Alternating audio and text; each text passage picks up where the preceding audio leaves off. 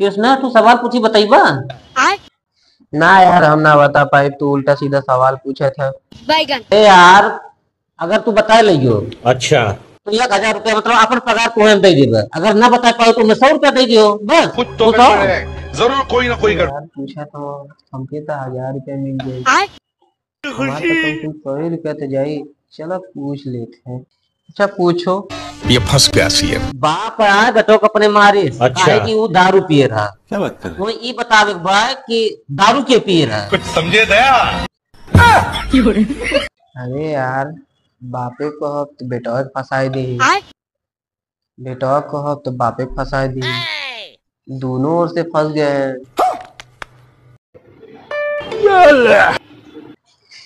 देखो मिस्त्री हो ही गए, ऐसा सवाल वाल ना पूछो करे यार, 100 रुपया हमारे बेकार हो गए।